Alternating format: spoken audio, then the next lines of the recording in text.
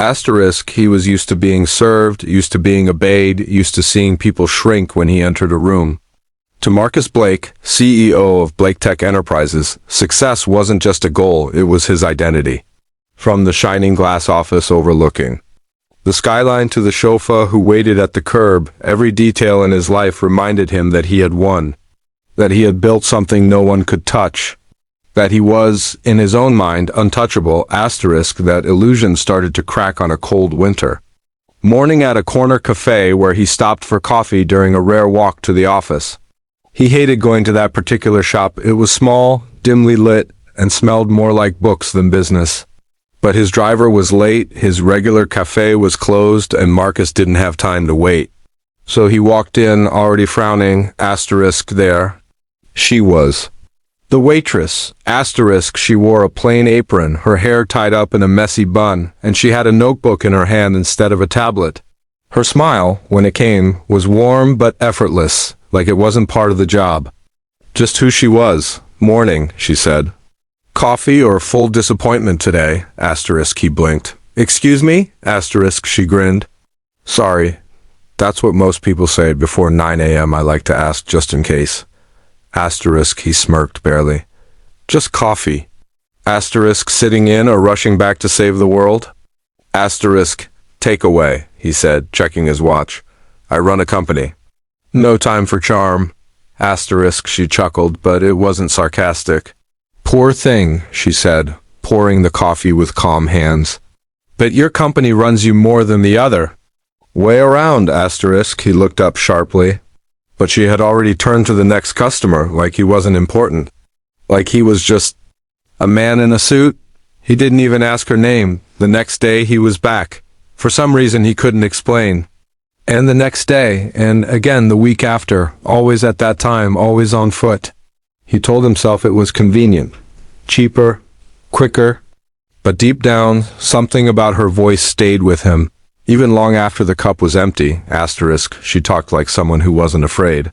Someone who had no reason to fake a smile. She asked him strange questions. What scares you more, losing money or losing yourself? Have you ever fired someone and regretted it? Do you sleep well or just collapse? Asterisk, he never answered. Not directly. But he stayed longer each time. Her name, he eventually learned, was Ilya, no last name. Just Ilya. Asterisk, he started noticing things.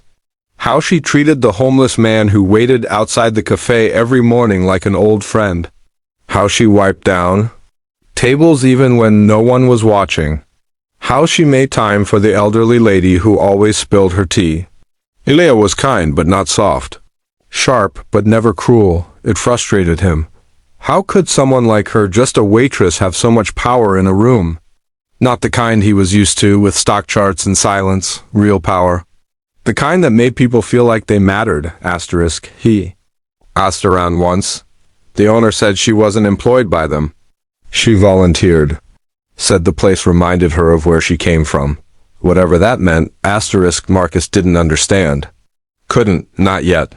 Then one morning she wasn't there. He waited. Drank the bitter coffee from another server. Didn't smile.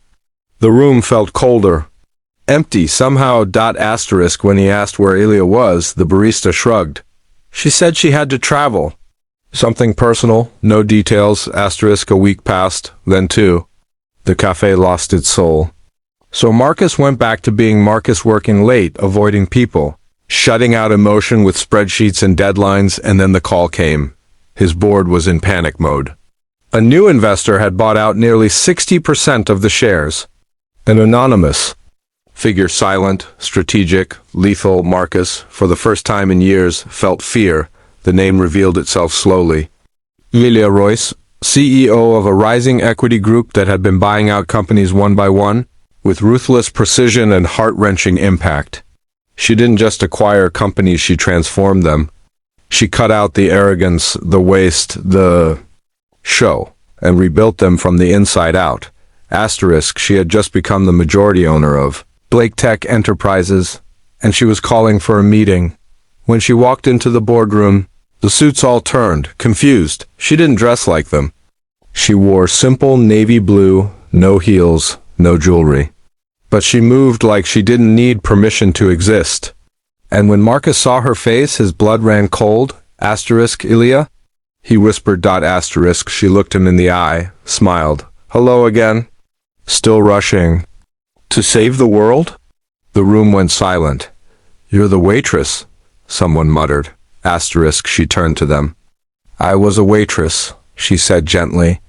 I've also been a janitor, a cashier, a factory temp, a receptionist.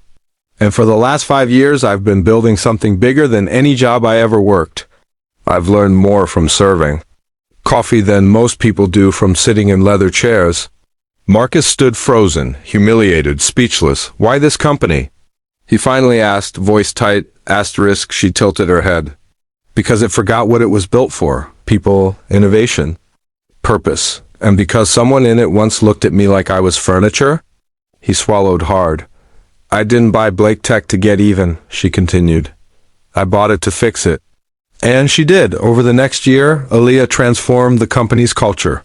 She restructured leadership, implemented mental health support, rebuilt the ethics board, and hired people who had been rejected for not fitting the mold.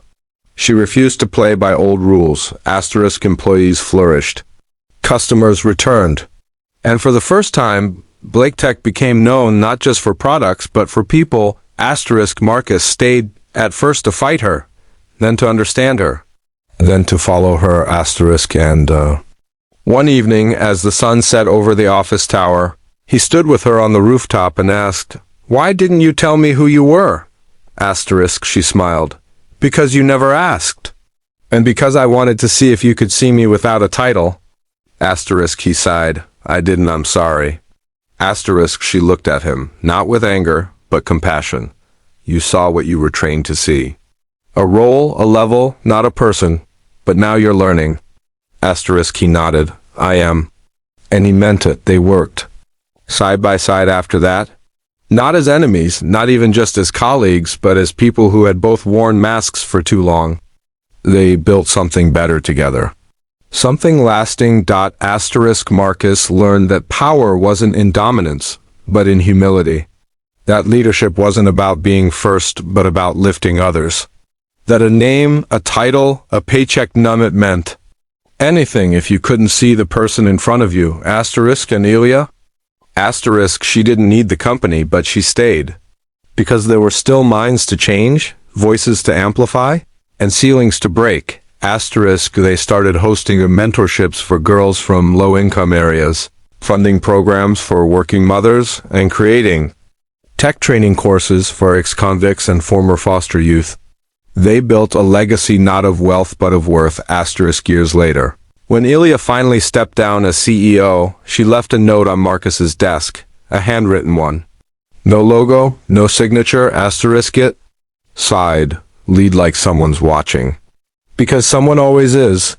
Marcus framed it. He never forgot her. And he never underestimated anyone again. Moral: never judge someone based on their job, their clothes, or where you meet them. True strength, brilliance, and leadership can come from the most unexpected people. Sometimes the one you overlook. Today becomes the one you work for tomorrow. Respect everyone. Because roles fade but character remains.